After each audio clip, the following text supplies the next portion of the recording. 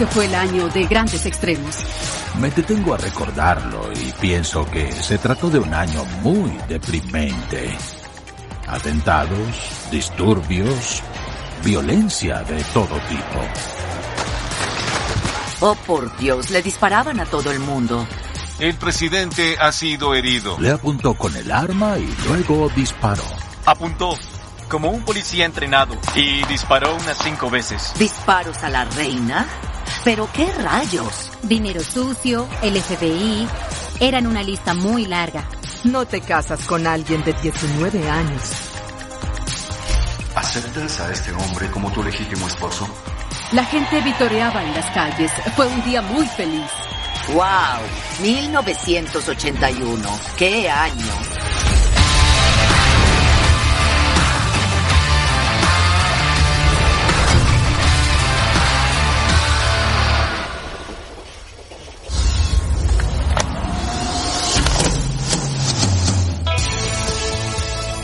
Amada u odiada, la década de 1980 fue emblemática. Capitalismo desenfrenado, consumo ostentoso. ¡Que viva la avaricia! Tras la recesión de la década de 1970, en los tumultuosos 12 meses de 1981, el mundo atestiguó el inicio de un drástico cambio social, cultural y político que definiría el espíritu de la década. Muchos gobiernos de izquierda cayeron y las superpotencias dieron un giro a la derecha. Surgían las primeras mellas en la cortina de hierro. Ni siquiera una serie de audaces atentados fallidos contra figuras de mucho poder pudo detener la ola de cambios causada por los inolvidables eventos de este año.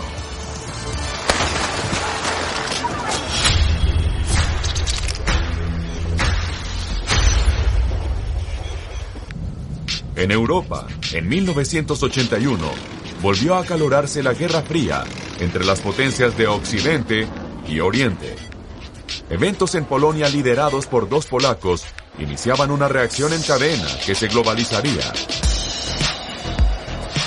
Polonia era el país que dominaba el mundo en 1981. No por fortaleza política, sino por la solidez de su oposición. Polonia siempre fue crucial en la Guerra Fría entre Oriente y Occidente. Fue uno de los primeros lugares donde hubo resistencia y progreso ante la autoridad. Las primeras grietas del bloque comunista, ellos pensaron que podían, tal vez, vivir sin tiranía. Fue de la mano de 2 polacos, Juan Pablo II, quien fue papa, y Lech Walesa, el electricista de Gdansk, que fue quien creó el sindicato Solidaridad, que se fue desarrollando hasta convertirse en la principal oposición al comunismo. El sindicato Solidaridad se formó durante una época de agitación en Polonia en 1980. El astillero de Gdansk sería un foco de resistencia. Las protestas propiciaron que el gobierno diera a sindicatos independientes el derecho a la huelga. Na pewno się opłaciło, bo mamy wreszcie obok tych związków niezależne, samorządne związki zawodowe. Tras el acuerdo, se logró mayor libertad de expresión política y religiosa. En medio de este momento crucial estaba el Papa Juan Pablo II, el primer pontífice no italiano en 455 años. Juan Pablo II era una figura muy carismática y bastante popular, principalmente entre los jóvenes de todo el planeta. ¡Viva el Papa! ¡Viva el Papa! ¡Viva el Papa! No soy católica y estoy feliz aquí. Es como ver a Cristo. Es una experiencia única y estoy muy feliz de traer a mis hijos. Tú reconoces a Dios como fuente de todas tus bendiciones y te abres a su amor y a su ley.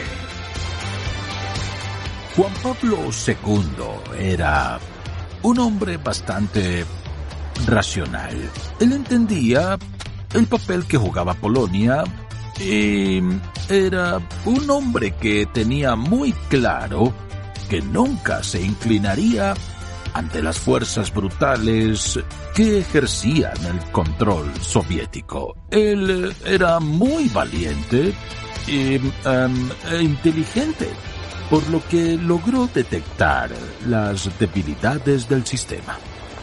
Juan Pablo II se comprometió con la tarea de intentar ayudar a Polonia a deshacerse de las cadenas del imperio soviético y así poder modernizar su política.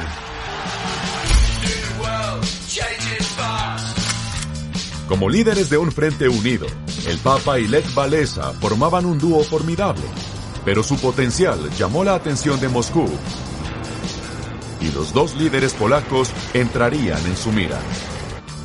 Luego, en 1981, se verían involucrados en eventos que sacudieron el mundo.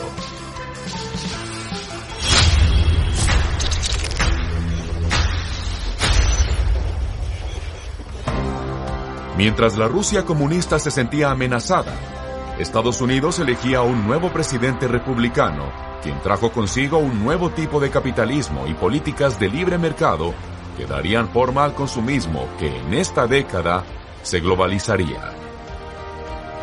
Yo, Ronald Reagan, juro ante ustedes que fielmente asumiré la presidencia de Estados Unidos con la ayuda de Dios.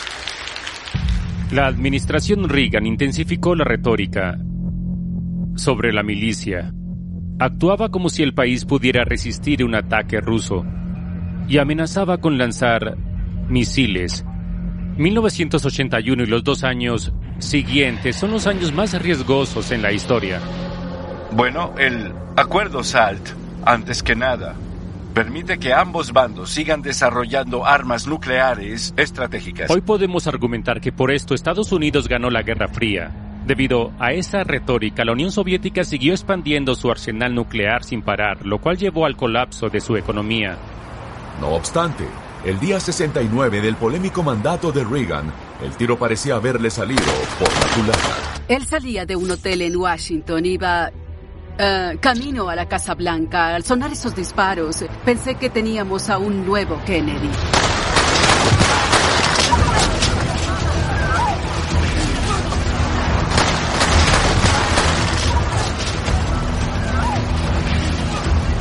Bonsoir. Le président des États-Unis, Ronald Reagan, a été blessé dans un attentat ce soir à Washington. Des coups de feu ont été tirés sur lui alors qu'il était dans la rue.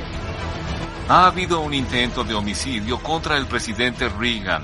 El presidente ha sido herido. Recuerdo que me enteré viendo las noticias. Pude ver las escenas del arma y los guardaespaldas.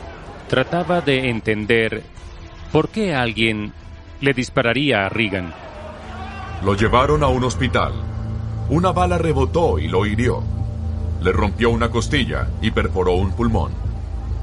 Entró al quirófano entre 3:15 y 3:20. Según los doctores, lo último que dijo antes de recibir la anestesia fue que quería saber si todos eran republicanos.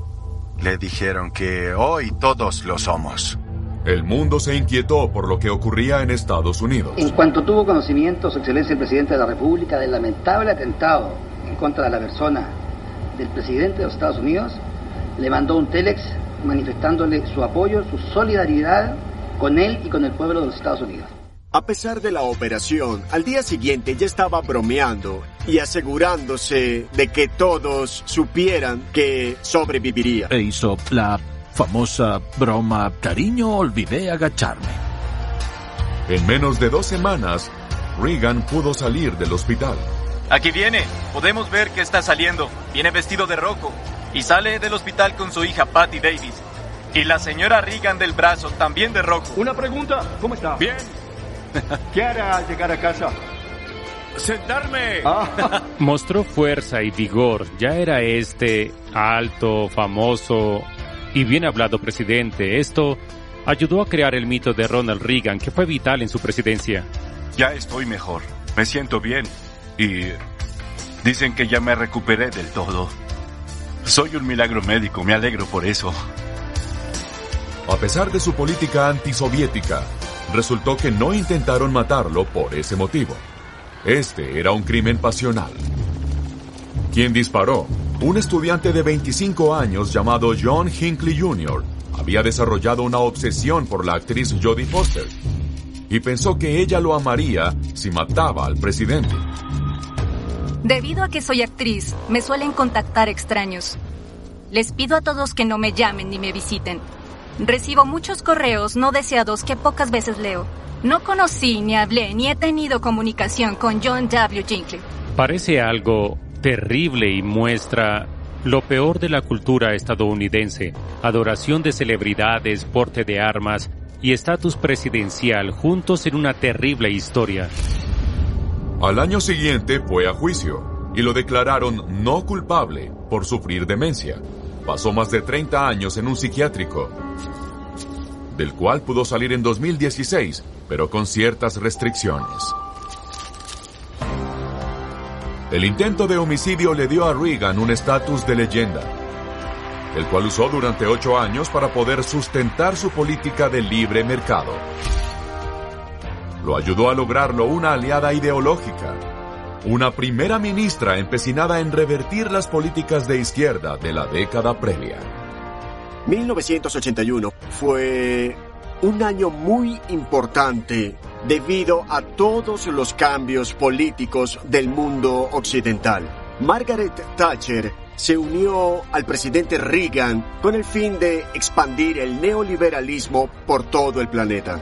Como líderes de sus partidos conservadores, Reagan y Thatcher compartían ciertas visiones en materia económica y anticomunista, por lo que fueron muy cercanos. Hoy más que nunca, necesitamos un líder estadounidense y su presidente es el más indicado. En 1981, Reagan era muy popular. No obstante, los intentos de Thatcher por imponer el capitalismo causaban una fuerte agitación.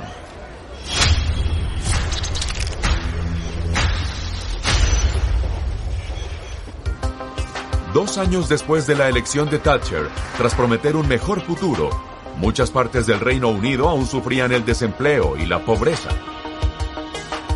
Los esfuerzos de Thatcher por reducir el rol del Estado y confiar más en las fuerzas de mercado para solventar la crisis económica generaron una reacción muy violenta en las calles.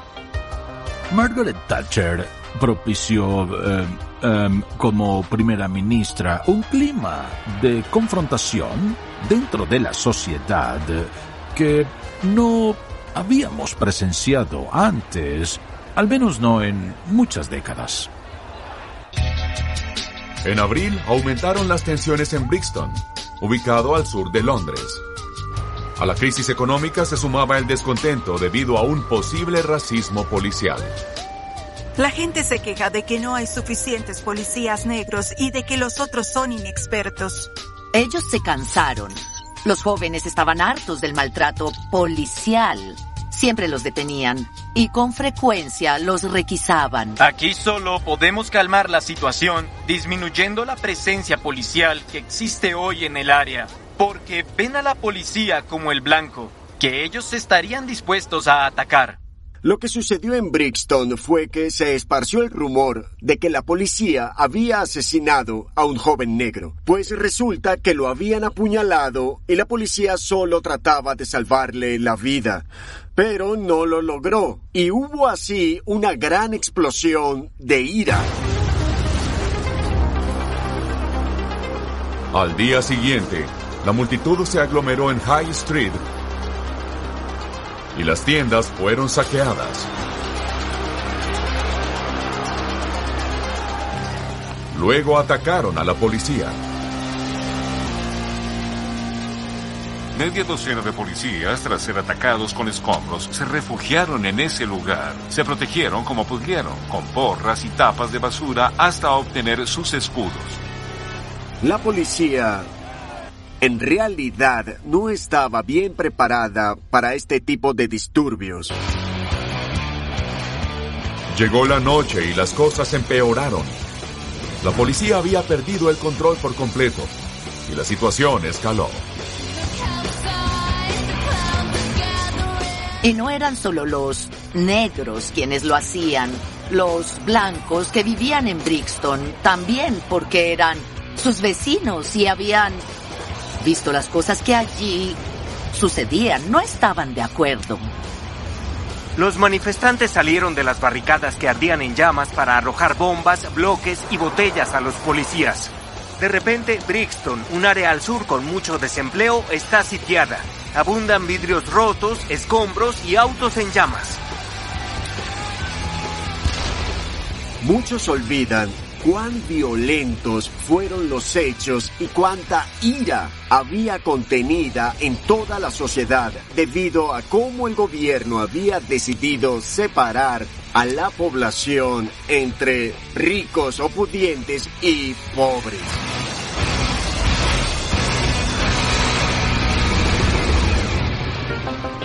A lo largo de ese año, los disturbios se expandieron por todo el país, lleno de gente que no aprobaba a Thatcher.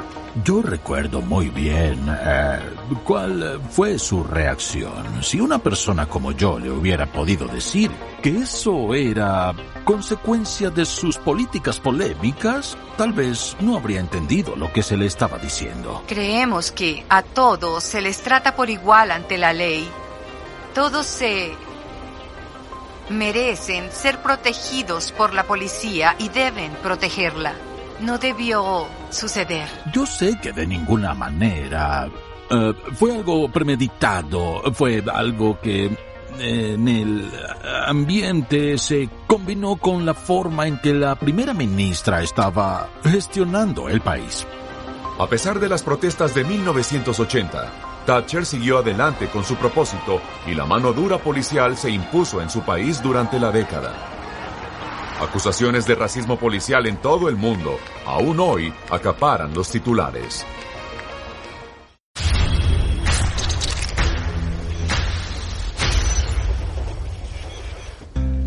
...1981 dio otro duro golpe a la paz mundial y la armonía...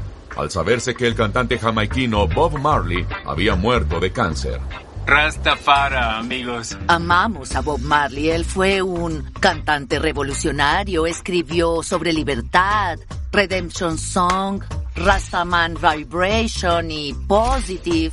Nos llevó a la isla de Jamaica para entender que One Love, One Heart, Let's Get Together and Feel Alright. ¡Qué letra tan maravillosa!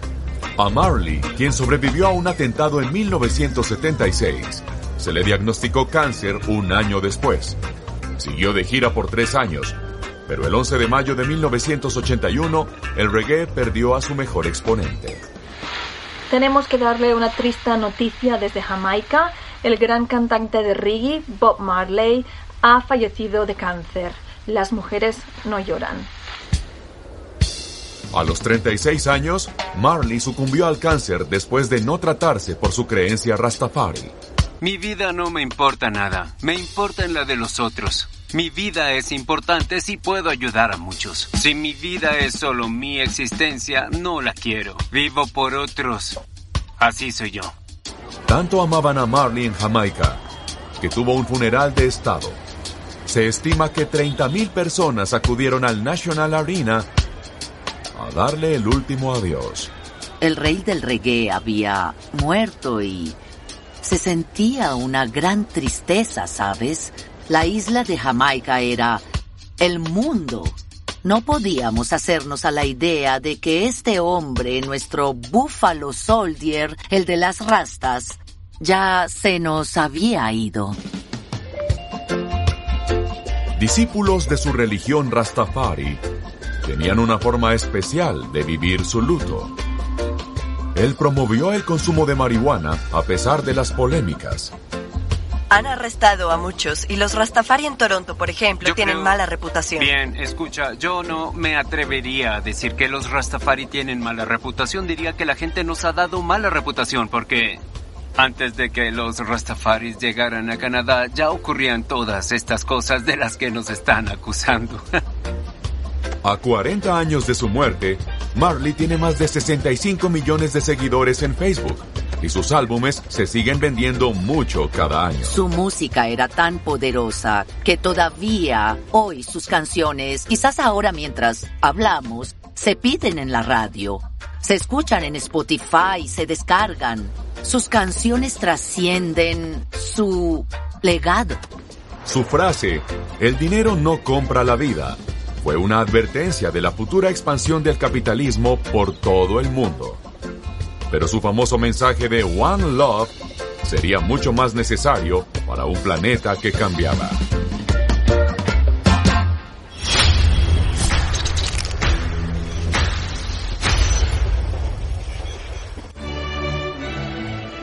Por suerte, tras buscar por muchos años, el príncipe Carlos, el soltero más cotizado, anunció que al fin había encontrado a su princesa.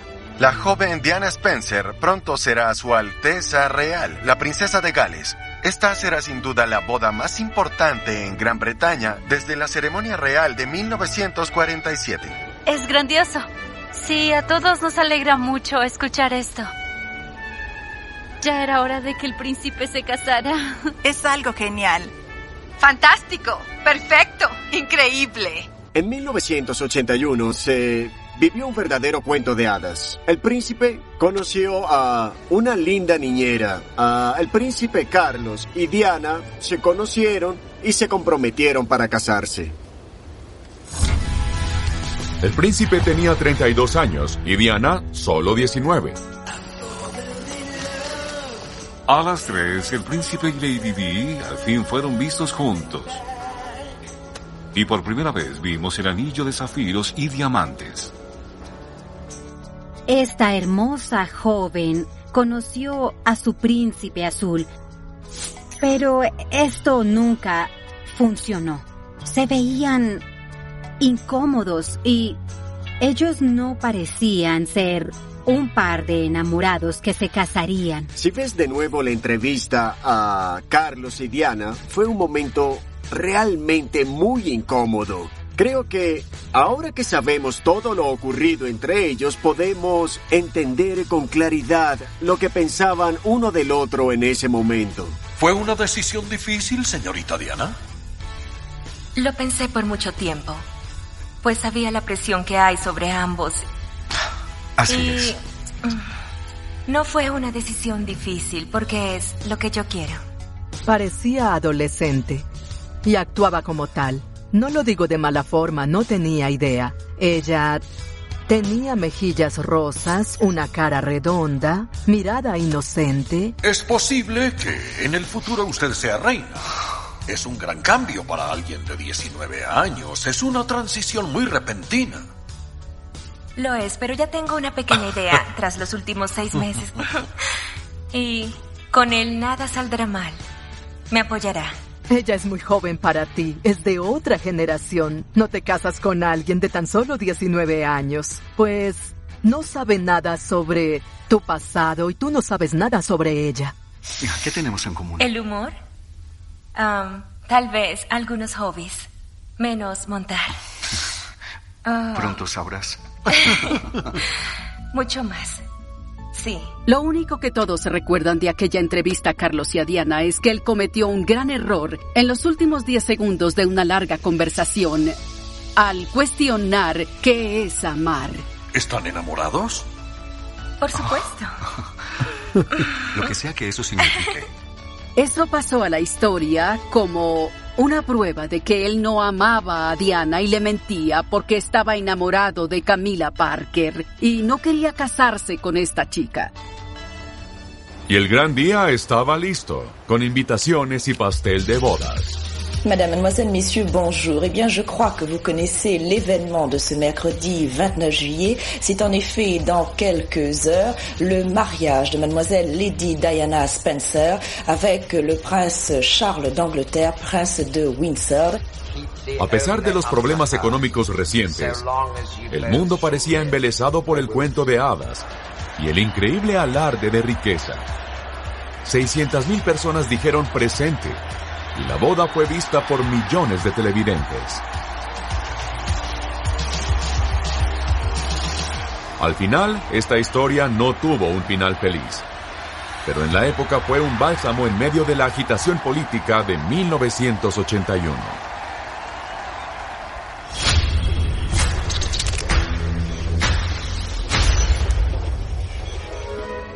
Mientras muchos países apostaban a gobiernos de derecha, una nación europea hacía lo contrario. Francia elegía a su primer presidente de izquierda en casi 25 años. Le programme commun de la gauche pour que vive le peuple de France.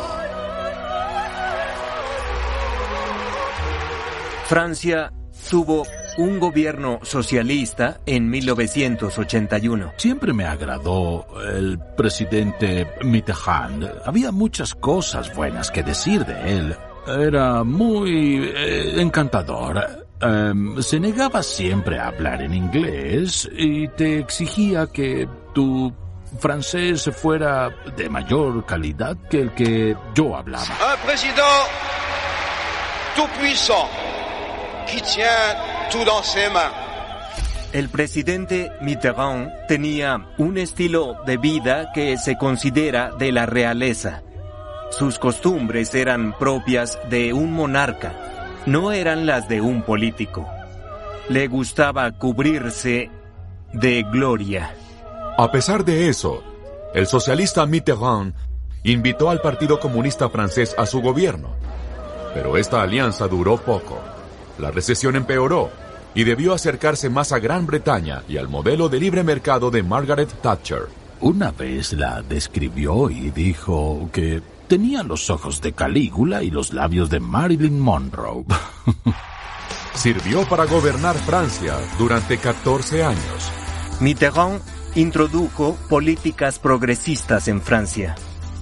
La abolición de la pena de muerte, mejores pensiones y un acercamiento con el antiguo archienemigo, Alemania. François Mitterrand y el canciller alemán Helmut Kohl llegaron a ser grandes amigos. Al mismo tiempo, Mitterrand ejecutó enormes proyectos de infraestructura y construyó una de las más eficientes líneas de alta velocidad de Europa, llamada TGV. Vive la République, vive la France.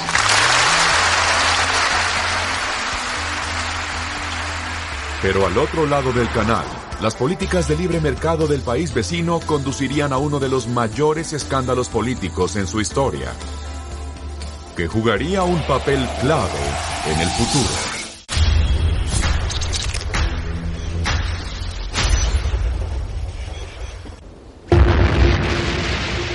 Por décadas, el gobierno británico mantuvo un conflicto con el ejército republicano irlandés, una organización terrorista responsable de bombardeos y asesinatos en Irlanda del Norte. Ante las constantes amenazas, el gobierno comenzó a ofrecer incentivos a foráneos que fueran a construir sus fábricas allí. Un estadounidense aceptó su oferta para construir un nuevo y revolucionario auto.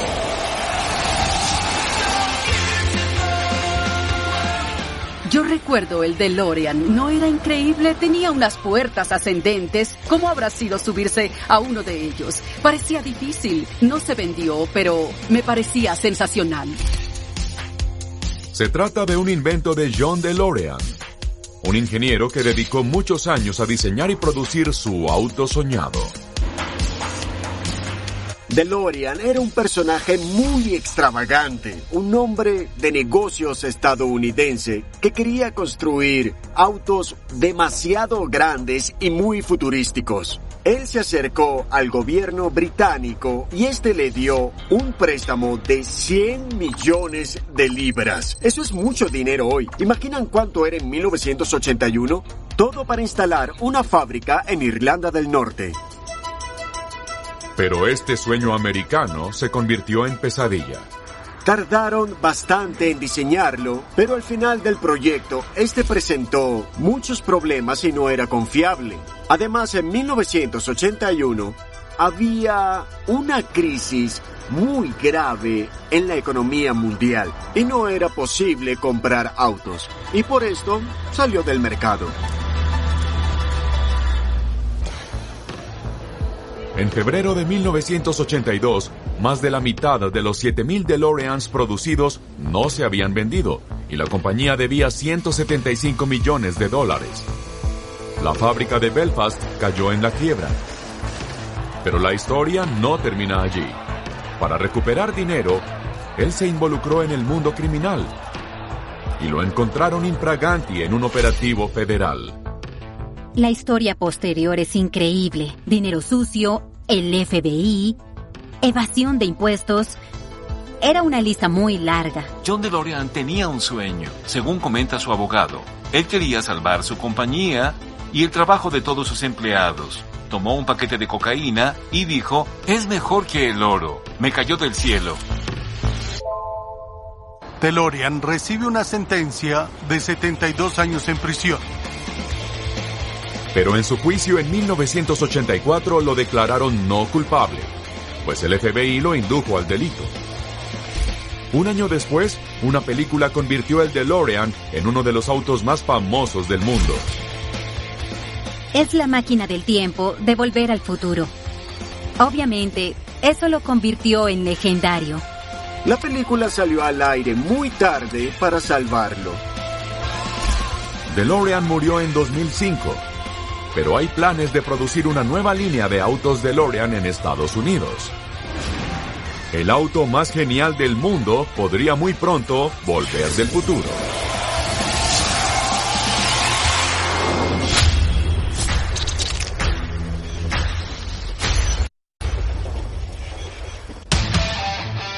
En 1981 hubo otra gran victoria en la batalla ideológica entre Oriente y Occidente. 5, 4, encendiendo el motor principal, encendido.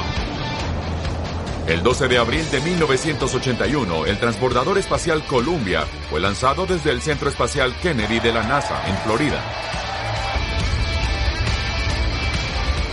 Nunca se había construido una nave espacial más compleja. Costó unos $10,000 millones. Fueron pruebas y también simulacros. Le dedicaron muchas horas de esfuerzo y ese era el momento cumbre. Poder lanzar un cohete que operara como una nave espacial y aterrizara como un avión. Increíble.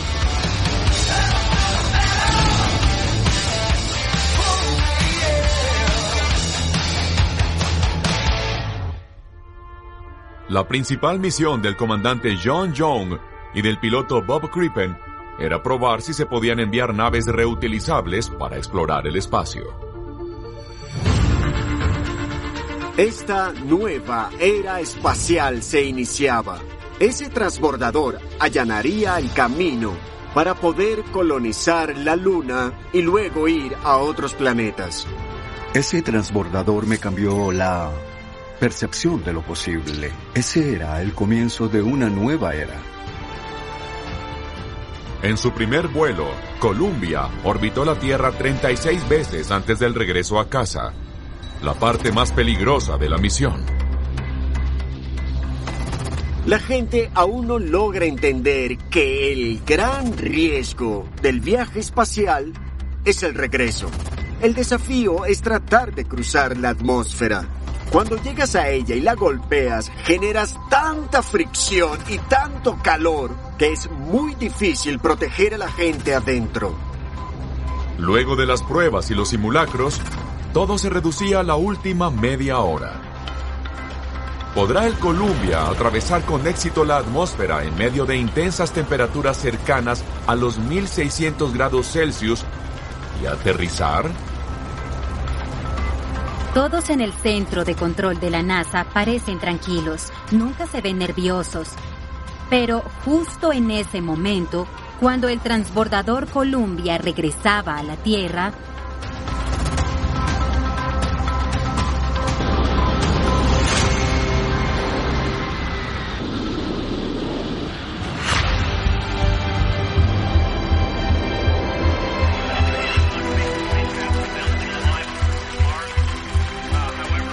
tras el aterrizaje, todos en ese lugar debieron haber sentido un alivio muy grande, porque ese era el momento que el mundo esperaba para decir que había sido un éxito.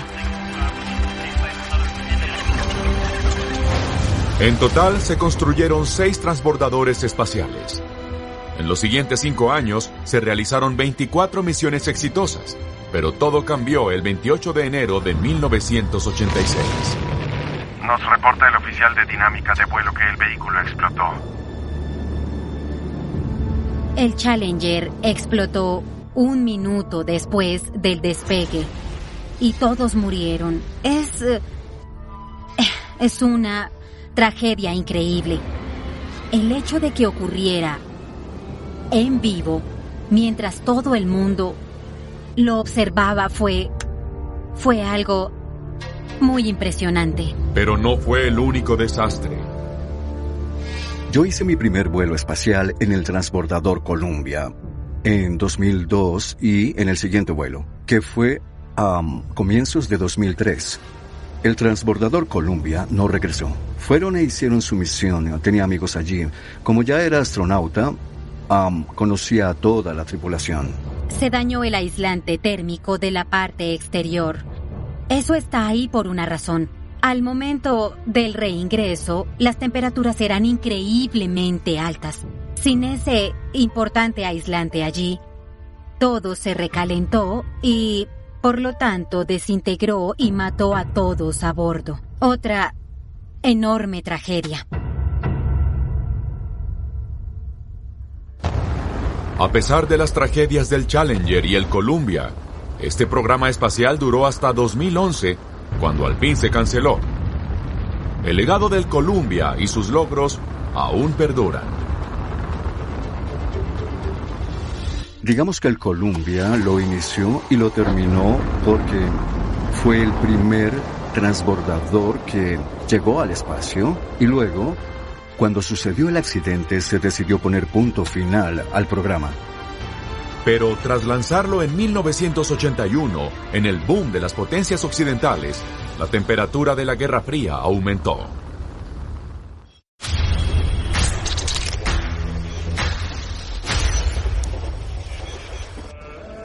En Roma, la franqueza y el activismo político de Juan Pablo II, sobre todo en Polonia, lo habían hecho impopular entre comunistas. Y eso pondría su vida en riesgo.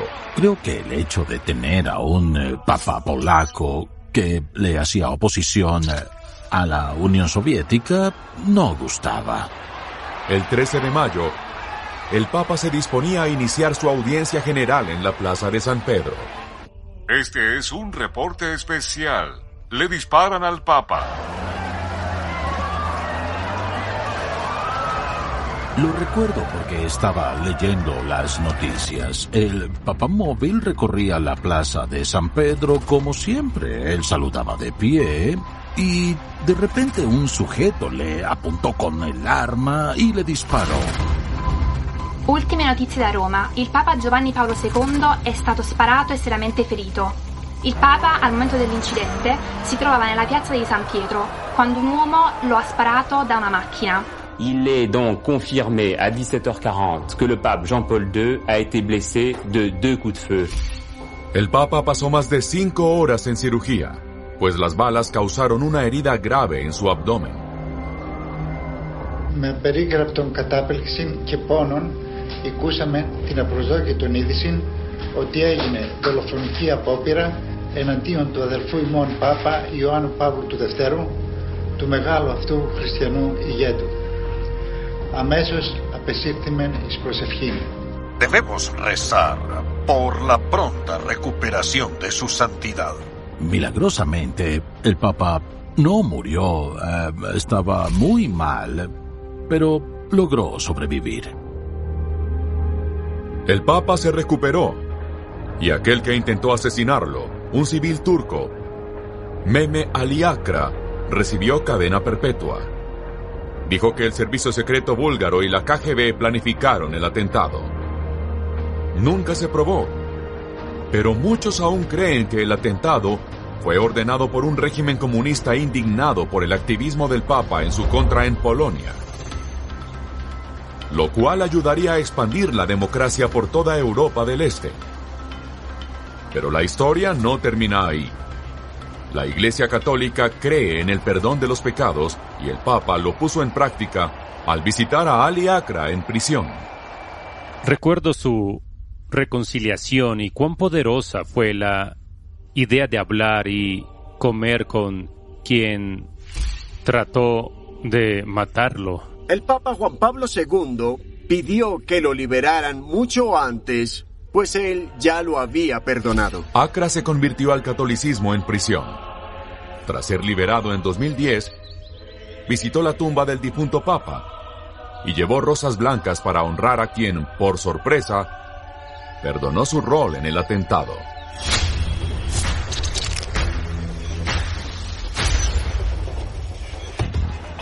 Ronald Reagan y el Papa sobrevivieron a atentados en 1981, pero a otros líderes que trataban de modernizar sus naciones no les fue tan bien.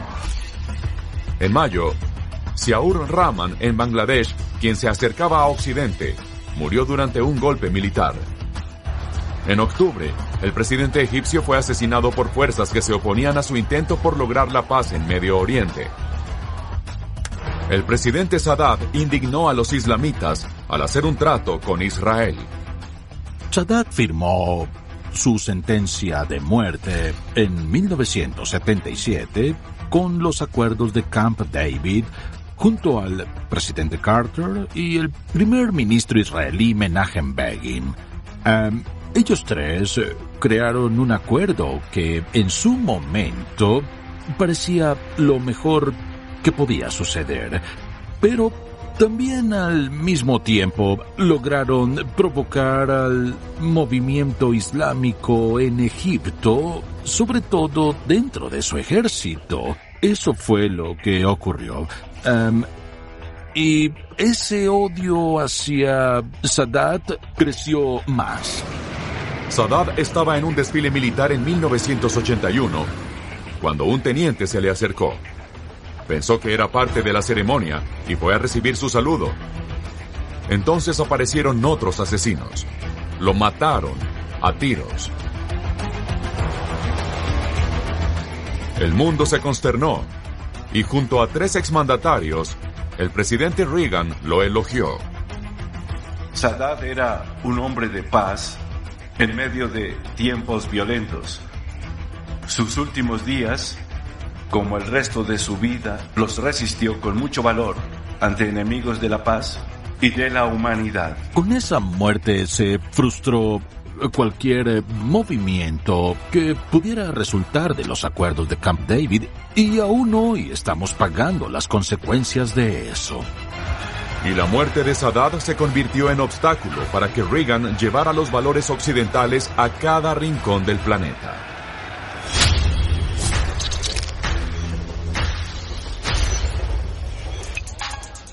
En 1981 emergieron algunas nuevas ideas que tendrían una repercusión global. Un rectángulo amarillo cambiaría el mundo.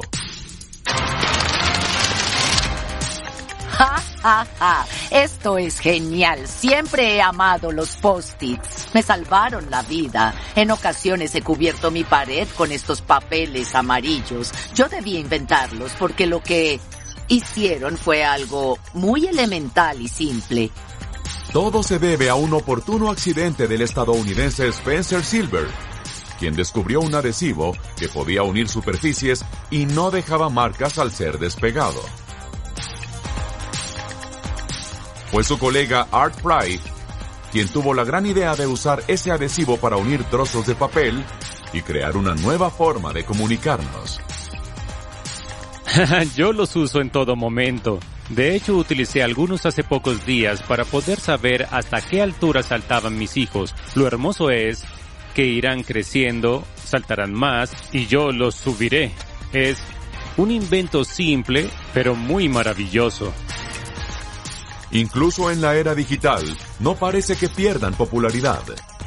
Resulta que han tratado de reemplazarlos con su equivalente electrónico. Puedes poner notas de color en el escritorio de tu computadora, pero nada es igual a sentarnos y escribir en uno real. En 1981 también nació un inolvidable héroe de videojuegos, aunque casi no supera el nivel 1 por derechos de autor. Llegué a estar obsesionado con Donkey Kong. Me esforzaba por poder superar a mi primo. Donkey Kong es un gran juego icónico. Es del mismo estilo de Pac-Man, ya saben. Es un excelente juego en el que sale Mario por primera vez tratando de escalar, mientras Donkey Kong solo le arroja barriles para evitarlo. Pero su mayor batalla no ocurrió en la pantalla. Nintendo enfrentó una batalla legal en la corte. Nintendo tuvo que presentarse en un tribunal porque Hollywood decía, lo siento, roban nuestra idea de 1933, King Kong. Veían que este Donkey Kong era en realidad King Kong, pero en un videojuego. El reino de Mario estaba en peligro. Bien, en el tribunal dijeron, falso. Miren, este es un personaje animado, el cual es llamado Donkey Kong, que arroja cosas a alguien, mientras que King Kong es un monstruo al que le encantan las mujeres hermosas. No son el mismo gorila. La demanda no procedió. Esta victoria permitió que la fiebre de Donkey Kong y Mario se expandiera y aún siguiera vigente. Esta franquicia con Super Mario se convirtió en uno de los videojuegos más populares de la historia y siempre ha sido asociada con Nintendo por toda la gente que lo juega desde los años 80 hasta el día de hoy. 1981 se hacía famoso por ser un año de atentados y asesinatos, pero nadie imaginó que una de las mujeres más protegidas, la reina Isabel II, pudiera ser un blanco. Este desfile es una ceremonia que es parte de la tradición del cumpleaños de la reina. Miles de personas abarrotan la calle Mall, la cual lleva al Palacio de Buckingham. Luego llega la reina. En esos días lo hacía cabalgando. Es un gran evento de la pompa británica. Aunque estaba rodeada de miles de soldados, ninguno evitó lo que ocurriría. Esta es la emisión nocturna con Jessica Savage. Buenas noches. Por primera vez en el siglo, alguien sacó un arma para dispararle a la reina. Ella se acercaba al extremo de la calle. Iba a la plaza de armas donde harían la ceremonia, cuando sonaron unos disparos. De repente escuché un ruido que se repitió 6 veces. Ahora sé que se trataba de 6 disparos. Su Majestad parecía muy asustada. Pude observar el miedo reflejado en su rostro. Oh, por Dios, en ese año le disparaban a todo el mundo. Incluso hubo disparos a la reina. ¿Pero qué rayos? Algún loco en la multitud que quería ser famoso. Tal vez inspirado por otros atentados. Pero usó una pistola de salida que solo tenía balas de salva. La ceremonia siguió sin ningún problema. Solo después sentarse a analizar es que pensabas, oye, presencié un atentado, creo que contra la reina. ¡Qué impactante! La monarquía británica ni se inmutó. Pero hacia el final del año, viejas potencias se agrietaban.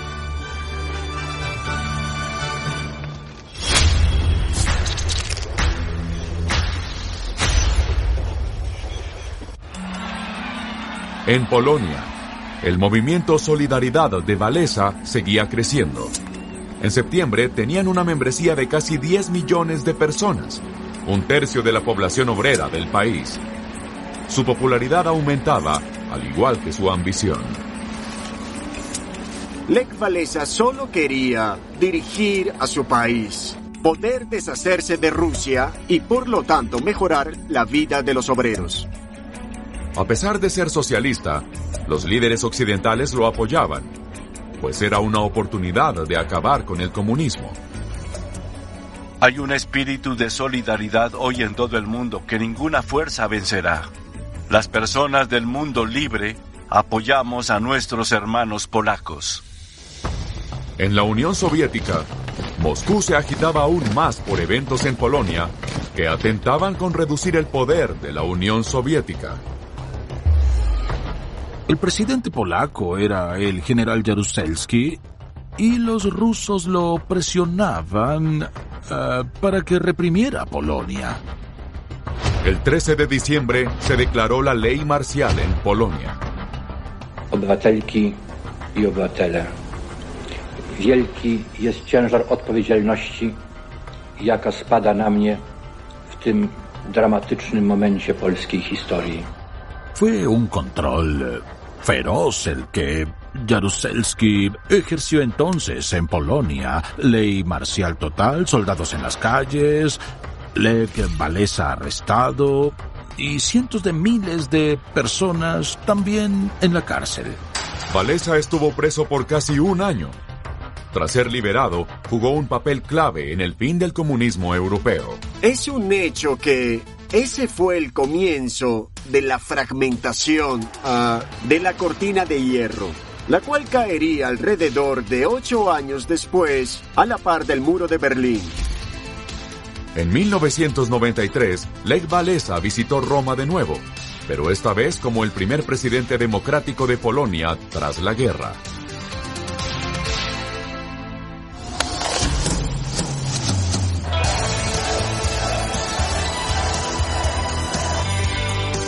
...1981 fue un año importante en lo político.